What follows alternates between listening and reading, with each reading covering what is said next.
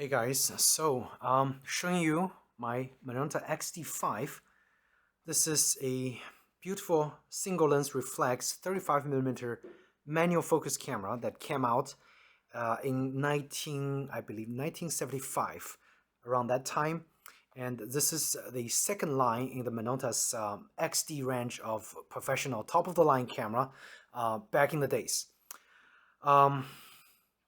Features a half metal body construction. So the top, it does look like it's metal, but it's actually plastic. You can tell by the casting marks over there.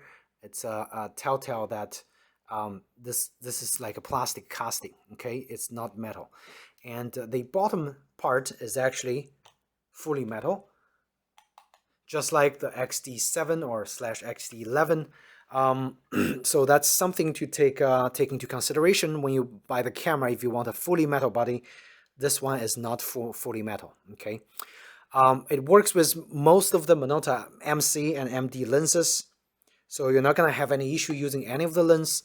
And it features a depth of field preview button here, so you'll be able to see your aperture like so right there, very easily and very easy to press. A PC sync cord if flash photography is your thing, and a hot shoe on the top. So why this camera is so special, especially in the 70s, is this camera, along with the XD7/11, is the first camera to offer a shutter speed and aperture priority mode all integrated together in one electronic camera setup. Electronic manual focus camera setup. Okay, so this is the first in the XD series.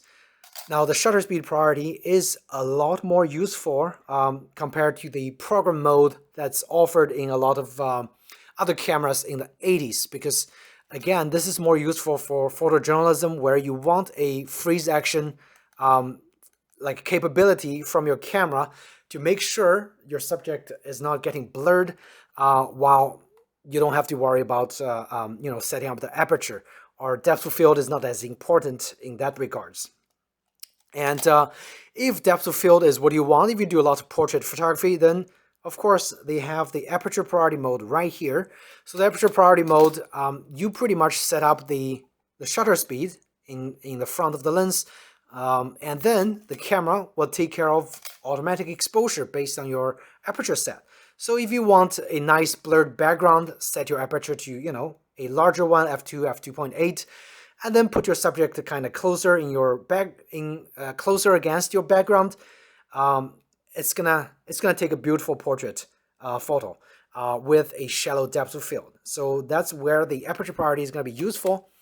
And of course, you have a full manual control if you decide to go, with full manual by turning two dials. One is the shutter speed dial, and the other is, of course, your aperture. Before you turn those dials, of course, you have to know your exposure.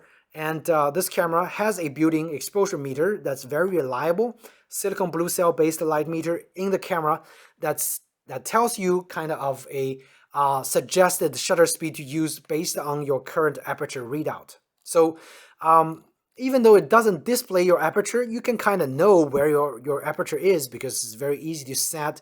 And once you use the camera more, you know where the aperture is when you set it.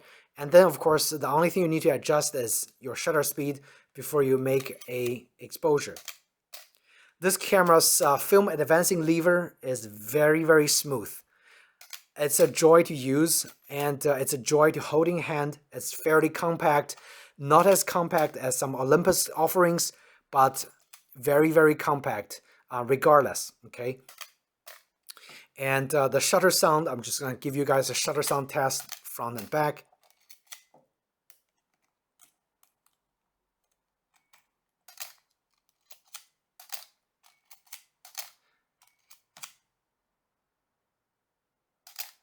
Okay, it is a beautiful camera, very well designed, very 70s look. However, it just, it's a piece of work of art, if you ask me.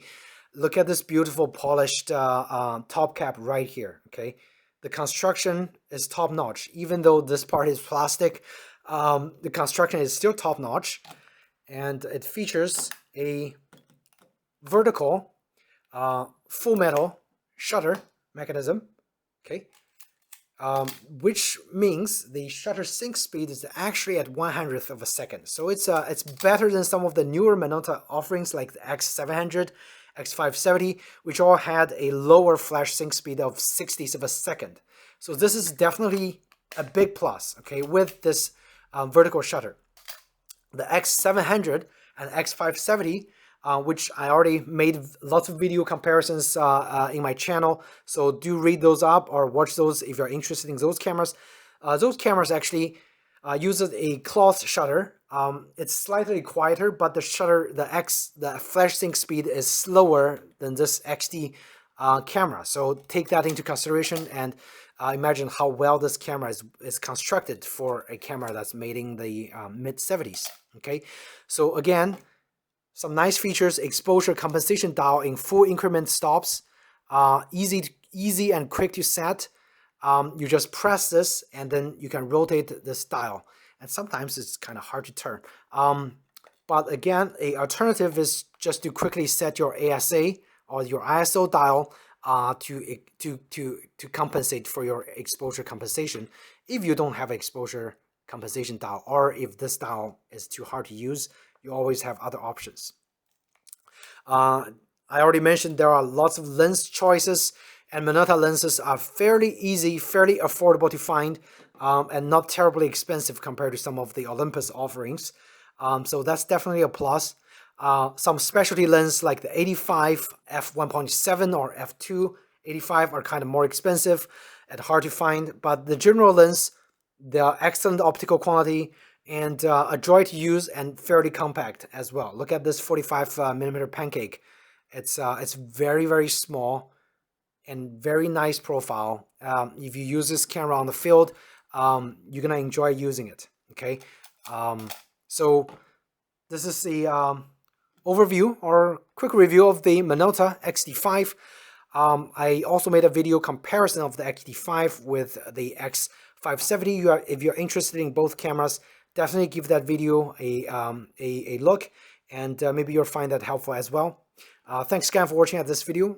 Please do hit the thumbs up button if you find this video helpful, and I will see you in the next video. Take care.